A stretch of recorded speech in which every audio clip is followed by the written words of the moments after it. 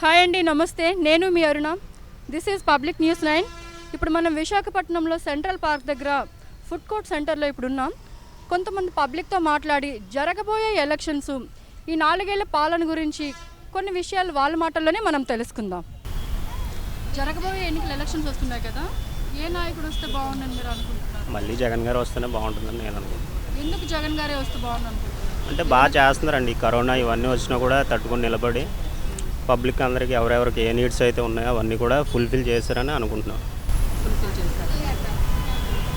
Opposition party వాళ్ళు వల్ల చాలా అప్పుల పాలైపోయాము, ఇసుక దోపిడీలు జరిగాయి, పోలవరం ప్రాజెక్టు కంప్లీట్ కాలేదు, ఇన్ని రకాలైన నిందలు ఇవన్నీ ఏవి కూడా సగంలోనే వదిలేశారని అంటున్నారు కదా, మరి వాటి మీద మీరు ఏదైనా మాట్లాడగలరా? అంటే మెయిన్ జగన్ వచ్చిన తర్వాత ఒక 3 years కరోనా వల్లే మనకి మొత్తం పోయిందండి. సో దానివల్ల కొంచెం అప్పుల పాలు అయ్యి ఉండొచ్చు. కాకపోతే అతను ఎంత అప్పు అయినా కూడా చేయాల్సింది ఎక్కడ ఆపకుండా చేసుకుని వచ్చారు. సో లాస్ట్ టైం గవర్నమెంట్ దిగిపోయేటప్పుడు కూడా మన దగ్గర బడ్జెట్ ఏమి ఉంచకుండా మొత్తం ఖాళీ చేసి దిగిపోయారు. అయినా సరే అతను చేశారు. చంద్రబాబు నాయుడు దిగిపోయే టైం కూడా అప్పులు ఉన్నాయని అంటారా? ఉన్నాయి కదండి, గ్యారంటీగా ఉన్నాయి. మీరు ఓటు ఏం చేస్తారైతే? వైసీపీ అండి. వైసీపీ అండి. హాయ్ అండి, మీ పేరు ఏంటండి? నా పేరు నరసింగ్ అండి. జరగబోయే ఎన్నికల్లో ఏ నాయకుడు వస్తే బాగుందని అనుకుంటున్నారు? ఖచ్చితంగా జగన్ గారు వస్తేనే బాగుంటుంది మేడం.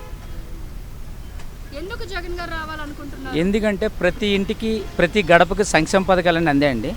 కరోనా టైంలో కూడా ఏ రాష్ట్రంలో కూడా లేని విధంగా మనం ఎన్నో టెస్టులు చేసాం.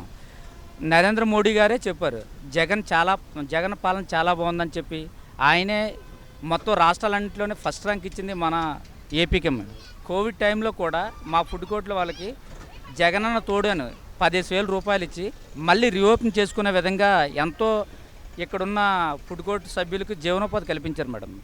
ఇక్కడ ఉన్న వాళ్ళందరికీ కూడా 15,000 చొప్పున వస్తున్నాయి, అందరికీ వస్తున్నాయి. 10,000 రావడమే కాదు మేడం, 10,000 తర్వాత 20,000, 20,000 తర్వాత 30,000 కూడా వస్తున్నాయి. అమౌంట్ పెరుగుతూ వచ్చింది. మీ పేరు ఏంటండి? దేవరత్నం అండి. ఇక్కడ ఎన్ని సంవత్సరాలు బట్టి ఈ బిజినెస్ ఇప్పుడు 8 సంవత్సరాలు అయింది మేడం. బాగానే ఉంటుందా మీకు? బాగుంటుంది, పర్లేదు మేడం, పర్లేదు మేడం, బాగా ఉంటుంది మేడం. నెలకు సరిపడా ఆదాయం వస్తుందా? వస్తుంది మేడం. ఇది ఏమైనా పథకాలు గవర్నమెంట్ నుంచి ఏమైనా పథకాలు అందుతున్నాయా? వస్తున్నాయి మేడం. ఏ పథకం వస్తుంది మీకు? మాకు చెయ్యోత డబ్బులు పడ్డాయి, అమ్మ ఒడి డబ్బులు పడ్డాయి. తర్వాత ఇలాగే పింఛనీలు ఎప్పుడు బిడ్డలకు తల్లిదండ్రులే చూడలేదు ఈ రోజుల్లో. అలాంటిది జగనన్న 3,000 రూపాయలు పింఛను వేస్తున్నాడు. ఎవరి కోసం వేస్తున్నాడు? ఈ పేదలు అందరికీ కోసం కదా వేస్తున్నాడు. అతను సొమ్ము తిని అతనికి ఎన్నిపోడుగా పొడుస్తున్నారు ఈ జనం. అంతకుముందు చంద్రబాబు నాయుడు గారు ఆయన కూడా పథకాలు ఇచ్చారు కదా, చంద్రబాబు నాయుడు గారు కూడా ఒకప్పుడు కూడా వచ్చున్నాయి కదా. అయితే అతను బాగా నేను ఫేవరెట్. అలాంటిది అతను సొమ్ము అంటూ నేను ఏ రోజు రూపాయి తినలేదు. జగన్కే నేను ఓటేస్తున్నాను, జగనన్నే నేను నమ్ముకున్నాను.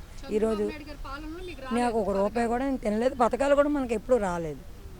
మాకు జగనన్న తరపున మాకు వచ్చాయి పథకాలు వచ్చాయి కాబట్టి అతను అందరికీ మొత్తం అందరికీ ప్రజలకు అందరికీ కూడా అతను మేలే చేశాడు. ఏ రోజు కూడా కీడు చేయలేదు. మా డోగరా పొదుపుల్లో కూడా మాఫీలు అయ్యాయి, రైతు భరోసా పడ్డాయి. వీళ్ళందరికీ ఎప్పుడు వచ్చున్నారు మేడము. ప్రభుత్వం అంటారు ప్రజలు ఏదో జగనన్న తినేసాడు అందరి సొమ్ము అంటాడు. మరి ఎంతమందికి జగనన్న ఇస్తున్నాడు? అది ఎక్కడి నుంచి తెచ్చాడు? ఇప్పుడు ఈడు మాత్రం తెస్తాడు, ఇప్పుడు ఇస్తాడు. ఈడు ఎక్కడ అప్పు చేయకుండా తేడా? ఈడు ఎవడ బుర్రలు కొట్టుకుని ఆడ ఇంట్లో సొమ్ము తెస్తాడా? చెప్పండి. ఆడి ఇంట్లో రూపాయలు తేడు కదా. ఇప్పుడు ఎక్కడో ఒకడ అప్పు చేయడం, ఏ ఆస్తులు అమ్మడం ఏదో చేస్తాడు కదా. నేనైతే మాత్రం పక్కా జగనానికే వేస్తాను మేడం. 100 అయినా 106 ఈ రోజుల్లో బెడ్లో చోట్లే మేడం, రోడ్ల మీద వదిలేస్తున్నారు. 3,000 రూపాయలు నెలలు పింఛను అందుకున్న ఎదవలకి నీతి జాతి ఉంటే వెయ్యాలి. అతను నమ్మాలా, అతనికి ఓటు అంటూ వెయ్యాలా. లేదు ఎల్లకేస్తామా లాలికేస్తామంటే అడుగు తిని పోవడమే. ఇలా పథకాలు ఇవ్వడం వల్ల సోమరులుగా అవుతున్నారని అంటున్నారు. దానిపైన మీ ఉద్దేశం ఏంటంటే? సోమరులు అయితే ఎవరు అవ్వలేదు. ఎవరవుతున్నారు మేడం? ఇలాగ ఇచ్చినా తప్పే, మేలు చేస్తే కీడు చూపిస్తున్నారా? అయితే ఇలాగ ఇవ్వడం తప్ప? జగనన్న ఇవ్వడం తప్ప చెప్పండి. అతను ఇవ్వడం ఏమైనా తప్ప? ఇస్తాడు. ఎందుకంటే ఇప్పుడు కొంతమందికి బాధల్లో ఉన్నారు కాబట్టి అది ఇవ్వడం తప్ప?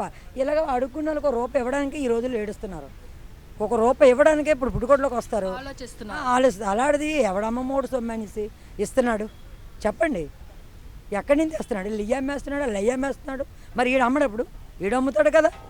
ఇప్పుడు ఈడు వస్తే అమ్మడం మానేస్తాడా? రాష్ట్రం అప్పుల పాలు అయిపోయిందని కూడా అంటున్నారు కదా. ఇసుక అమ్మేసుకున్నారు, పోలవరం ప్రాజెక్టు కంప్లీట్ కాలేదు, ఇన్ని రకాలైనవి అపోజిషన్ పార్టీ వాళ్ళు చెప్పాల్సిన వాళ్ళు చెప్తున్నారు. మీరు చూస్తే ఇంత గొప్పగా జగన్ గురించి చెప్తున్నారు. నేను లేదు మేడం, జగన్ అయితే అందరికీ మేలే చేశాడు. అది మాత్రం ఇప్పుడు ఇసుక అమ్మేసుకున్నాడు, అయ్యి అమ్మేసుకో, ఇసుక జగన్ అమ్మకుండా జగన్ అమ్మేటేటి మేడము, పెరుగుతున్నాయి రేట్లు పెరుగుతాయి. అప్పుడు మన ఇతను వచ్చాడు, తెలుగుదేశం పార్టీ వచ్చాడు, ఎవరు చంద్రబాబు నాయుడు వచ్చేటప్పుడు వైర్లు పేలిపోయి, లైట్ పేలిపోయి, ఈ పేలిపోయి, అప్పుడు ఈడు పేలు కొడిచాడు. నేను చెప్పండి మేడము, ఇప్పుడు చెప్పండి, ఈడొచ్చిన వల్లే కరోనా వచ్చింది, ఈడొచ్చిన వల్లే ఉత్తుతో పని వచ్చింది అవన్నీ అంటున్నారు. మరి ఆడొస్తే అప్పుడు రాలేదా? ప్రకృతి వైపరీత్యాలు ఎవరి వల్ల మాత్రం జగన్ అన్నకే వేస్తాను మేడం.